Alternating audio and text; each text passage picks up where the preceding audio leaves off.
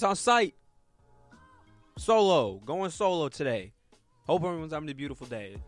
It's Jay. We got it kicking. We got Celtics to talk about. My boys forced their game 6.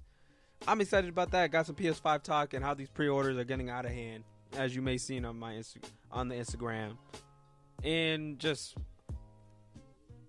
releasing good vibes. You know, just trying to releasing my version of positivity into the world. You know, so before I even touch upon everything we're going to be talking about, I just want to know.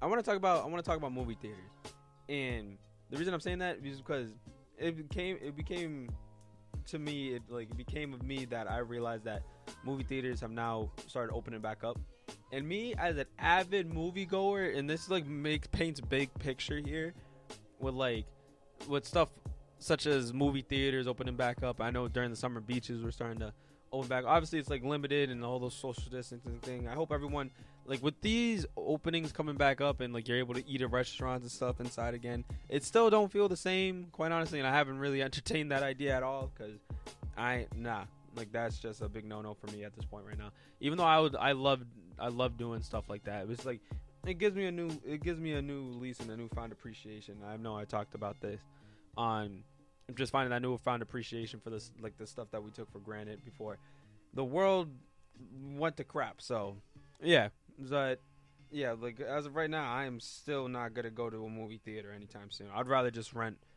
a movie and just stock up on candy and all that good stuff and just be home, best seat in the house, you know.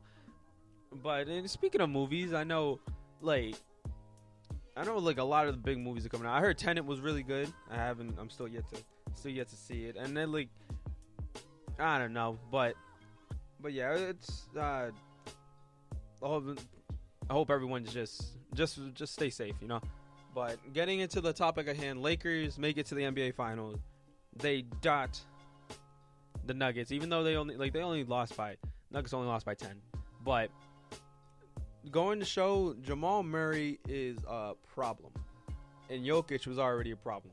And all the credit to those guys, that whole Nuggets team, and it always sucks for that Nuggets team because they're always overlooked, and it's not through any fault of their own. They just, when people and fans and people around the league look at them, they don't see a championship team. They don't think that you can win a championship with a duo of Nikola Jokic and Jamal Murray, and you have a supporting cast. I remember when Gary Harris was supposed to be that third guy, that third 20-point scorer who can be that combo guard, but Jamal Murray is taking that step, and dude has really shown throughout the playoffs that dude's gonna be a problem with him and Jokic, and that Nuggets team, they could very well contend for a title, and they've already proved that. But they ran into the damn Lakers with LeBron on a mission, putting up a 38-point triple-double, and then AD. The fact that AD, LeBron was nah, I got this. And AD only had 5 boards, and LeBron had 13. Dude's nah, I got this. It's cool. And it was a crazy stat for me that LeBron has made it to 9 of the last 10 NBA Finals. And he has made it to the NBA Finals more than, I believe, 15 to 20-something of the rest of the NBA.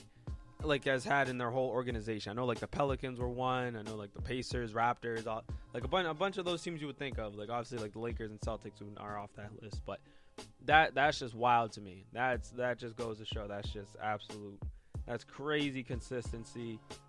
And I don't want to dive too deep into any GOAT discussions and stuff right now, especially with me just riding solo. I feel that would be something on an episode more of maybe it would be me, Gioni, or maybe even some more guests, and that would make for a pretty fun episode, and that would definitely be what's what. But yeah, Lakers waiting in the finals, and shit, and they went out in 5 games. But switching over to the East, because now winner of that faces the Lakers, and Celtics has been down 3-1. Now it's 3-2. If they win tonight, they force a Game 7. And sticking to the Lakers real quick, we have to respect the greatness that what LeBron James is. And I still think just because they made it to the finals doesn't mean they don't, their weaknesses are clouded in any way. But they showed out. But yeah, switching over to the East now, Miami and Boston, and I'm gonna try to remain as unbiased as possible here, because I know the Miami Heat have only gone this season on a 3-game losing streak, I believe once, and I was like, I believe like November to something like that. They hadn't lost 3 games out. I think that was their longest skid. But watching Game 5, at first I wanted to just, I'm not even gonna lie, I wanted to turn off what I was watching and just like, just release like myself from like the whole NBA playoffs and stuff, because quite frankly, us watching the playoffs, or us or the avid NBA fans, we feel like we're a part of the bubble with our team, like, and when it comes to like the stress, obviously not as high as the stress levels that these guys have been facing, because just because they're in the bubble and they're not in front of the fans, and it feels like a different atmosphere to an extent, but because obviously you can't really replicate that, like the atmosphere of like 30,000 fans just going nuts in a place like Toronto or in LA or in Boston and like all those places, and even in places that have like smaller markets and stuff, because like loyal fans to their teams are definitely showing out in the playoffs. But yeah, Jason Tatum in elimination games, dude is a bucket, and as a Celtics fan, I can finally say we saw some Celtics basketball in that second half when they just went nuts in that third quarter. Do I believe they will win tonight? I believe so, if they played the same way they did in Game 6. And I'm talking about second half of Game 6 all the way through.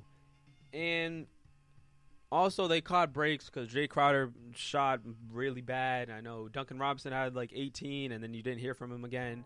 Tyler Hero didn't get anywhere near 37, but that again, it's like it's the defense that wins championships. Defense creates that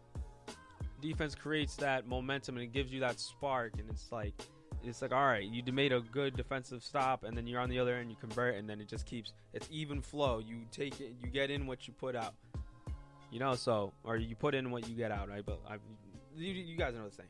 But do I believe this game? Like if we're gonna lose in 7, and even then, just get yourself a chance.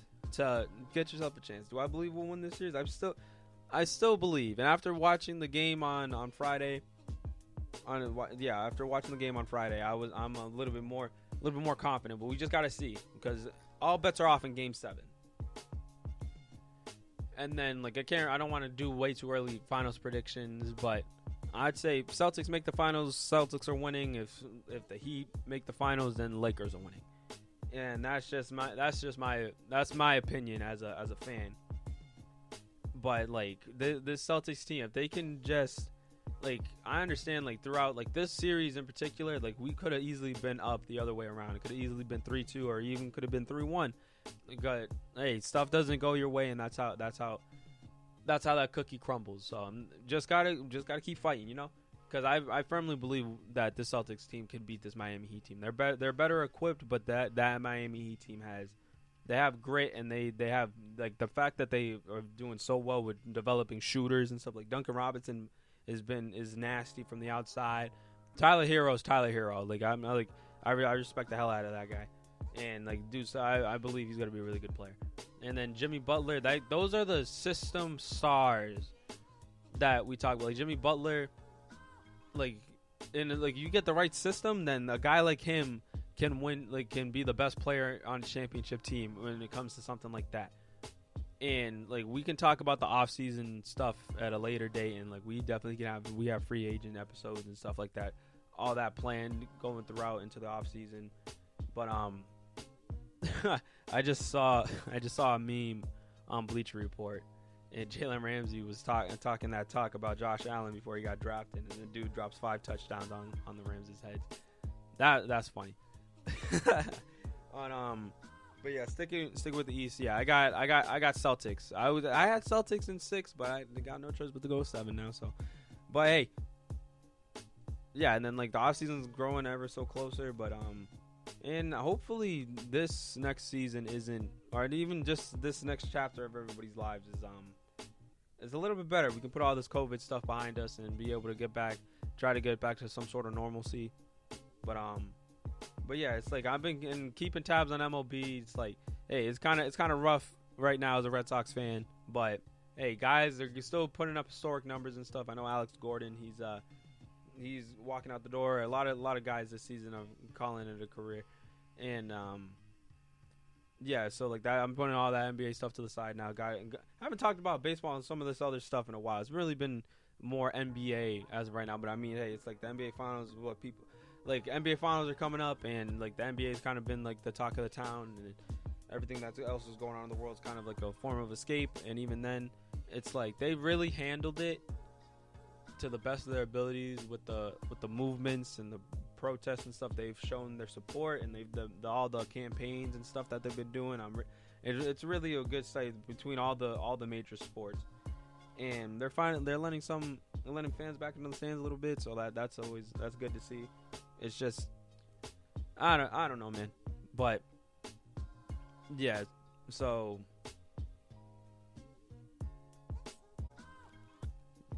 pretty much what I got to say about that is just speak your voice, and just put your positivity out into the world. Try your best to contribute to a positive change. That's what I can say if I wanted to put it in one sentence. That's what I would say to that. Have gone through 12 minutes here, so it's probably gonna be a little bit shorter, and that's usually how these things go. But yeah, I've been having fun with this. It's fun. It's good to see that people have been watching it and staying in with us, But yeah, we got PS5 talk coming. Actually, no, let's talk about that right now. I do not understand why. I feel like Sony and Microsoft both went about this horribly. And I understand it's like, oh, you got to keep social guidelines and stuff like that. You don't want people getting sick, all that stuff. And yeah, 2020 has been kind of like a shit stain on of the starting of the new decade. So the Roaring 20s has a whole new definition as of right now. But hopefully 2021 and beyond is a lot better than this. But I digress. And we're talking about PS5 and Xbox here. So the thing I don't understand, because here's how they should have went about the pre-order, and I'm putting quotes around pre-order. What would have made stuff a lot easier, and again, I'm just saying from what I've seen and from my viewpoint, it would have been a lot easier instead of just making a limited amount, because pretty much everybody around the world wants their hands on these new consoles, the next gen stuff, new graphics, all new games coming out. It's always a fun time of year if you're a gamer. But the fact that people, there was a poll on Twitter, and it said, and this was just when the PS5 was releasing. Well, releasing available for pre-order in any way.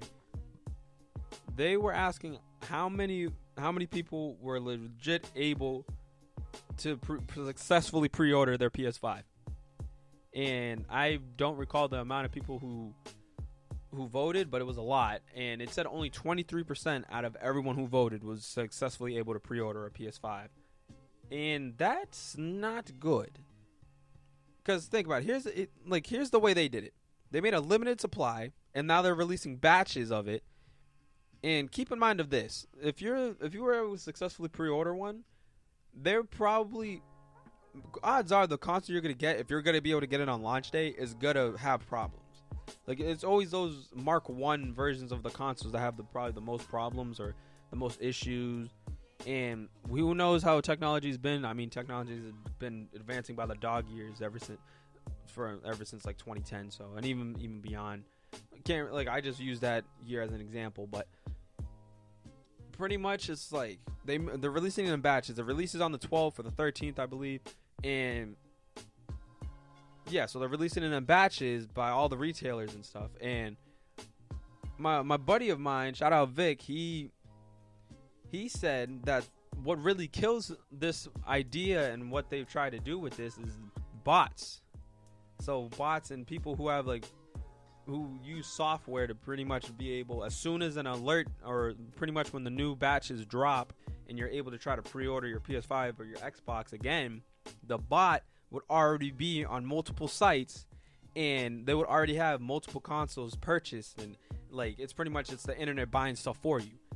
But get this, if you would have did it this way, and this is the way that I feel like would have been a lot easier to do, say like in March or something, when we know that the console's coming out this year, you put the registration, because I know they did like, sign up for alerts and stuff on Sony, but that didn't work.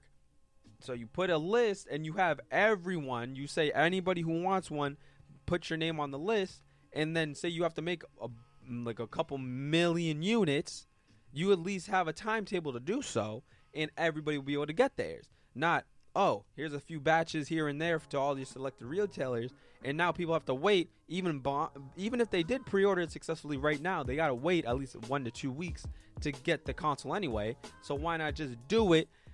Why not just do it? Make a list a few months in advance, because we know, like they say, like it takes a while, but realistically, we know in the factories they're probably using robots. So I mean, how much social I'm gonna say, like, I'm asking right now, and again, I don't know anything about making a console or nothing like that. But how long would it really take, and how much manpower does it really take to make one PS5?